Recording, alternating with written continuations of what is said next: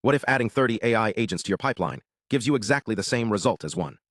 It sounds counterintuitive, but it's a documented phenomenon called the Ringelmann effect. Originally observed in human groups where individual effort drops as team size grows, we found the exact same pattern in multi-agent LLM systems. When agents communicate, they don't just pool knowledge. They converge. That convergence creates redundancy. Instead of 20 independent perspectives, you often get one or two repeating themselves. To quantify this, we developed a two-parameter scaling law. The first parameter identifies the efficiency ceiling, where adding agents stops working. The second measures how quickly that ceiling approaches. Based on that second value, AI teams fall into three regimes: a hard ceiling with zero marginal gain, sublinear growth where value shrinks rapidly, or true linear scaling where every new agent contributes independent insight.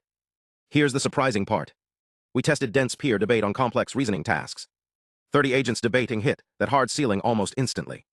But when we swapped peer debate for individual self-correction, scaling behavior flipped to sublinear growth. Even more striking, replacing peer feedback with completely random noise produced nearly identical results to self-correction.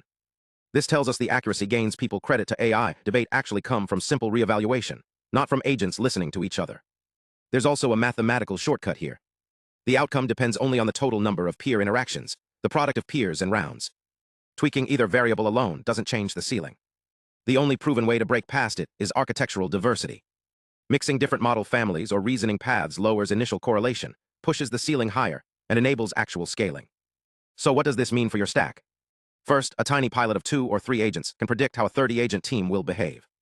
Second, if you're running standard instruct models on routine tasks, debate is just burning tokens for redundant work. And third, if you actually want to scale multi-agent systems, stop optimizing debate scripts. Focus on reducing initial correlation through diverse architectures, prompts, or reasoning traces. Scaling AI teams isn't about adding more voices.